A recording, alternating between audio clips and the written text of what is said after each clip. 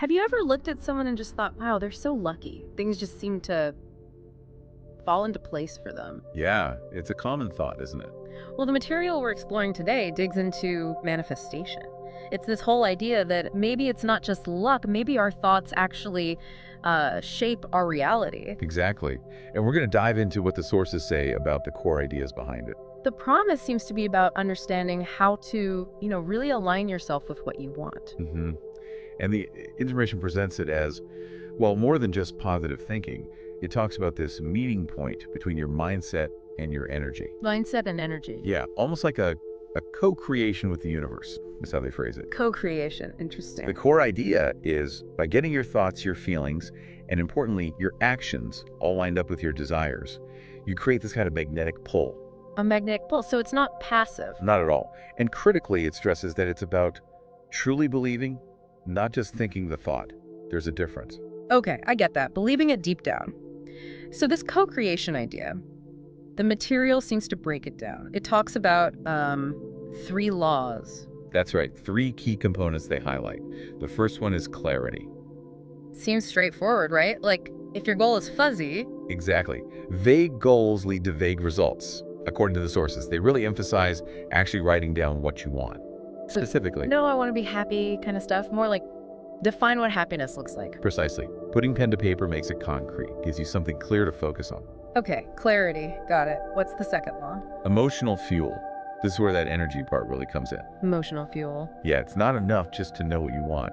You need to feel the positive emotions of having it, but feel them now. Oh, okay. So like pre-feeling the success. Kind of, yeah. The materials suggest things like gratitude journals or vision boards, Okay, I've heard of those. or even just doing activities that genuinely make you feel joyful. It's about generating that positive emotional state as if it's already here. So you cultivate the feeling first. And that authentic feeling, that resonance, is what they say, starts building that magnetic pull we talked about. Okay, clarity, emotional fuel. What's the third one? The third is inspired action. Ah, action. So it's not just thinking and feeling. Right. But it's not about, like, grinding 247 or forcing things with sheer willpower. Okay. So what kind of action?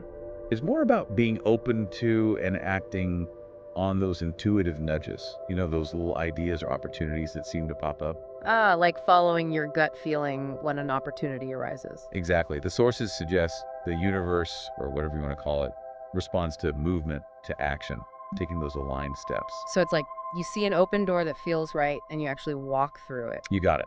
And the material is pretty clear. If you miss any one of these, the clarity, the emotion, or the inspired action, it can really slow things down or stop the process. Makes sense. They need to work together. A clear goal, genuine positive feeling about it, and then taking those intuitive steps. Precisely. Which leads to a really common question. Yeah, I was going to ask, what if it's not working? People try this stuff, right? For sure. And the information tackles this. A big obstacle it points out is getting too attached to the how. Attached to the how, meaning? Meaning getting fixated on exactly how your goal has to unfold. The specific steps, the exact timeline. Ah, okay. Like trying to control every single detail of the journey. Yes. And when we do that, the material suggests we might unintentionally block other paths, other ways it could come to us. Faster ways, maybe. So be clear on what the end goal, the vision. But then let go of the how. Trust the process to figure out the details. Releasing those rigid expectations, especially around timing, seems crucial. Let go of the timeline? That can be hard. It can be. The information even suggests an affirmation for when doubt creeps in. I am a magnet for what's meant for me. I like that. I am a magnet for what's meant for me. It shifts the focus from forcing it to allowing it. Exactly. Trusting and allowing rather than efforting and controlling. Does the material give any, real world example? It does, yeah. It shares a story about someone named Sarah. Apparently she manifested her dream job in about 3 months. 3 months? Okay, how? What does she do?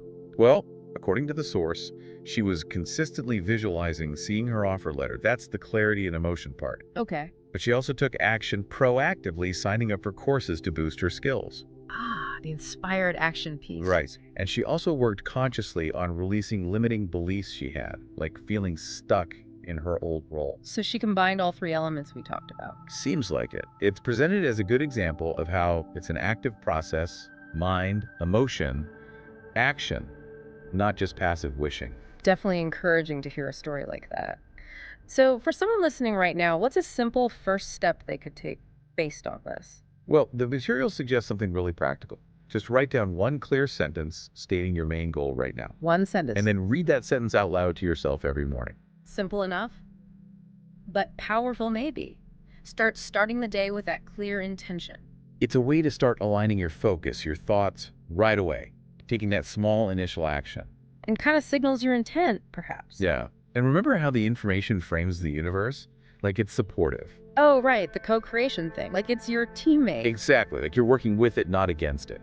I like that perspective. Shifts it from feeling like a struggle. So maybe it's less about random luck and more about consciously participating in creating outcomes. That's the core idea being presented, definitely. Well, here's to exploring that possibility then.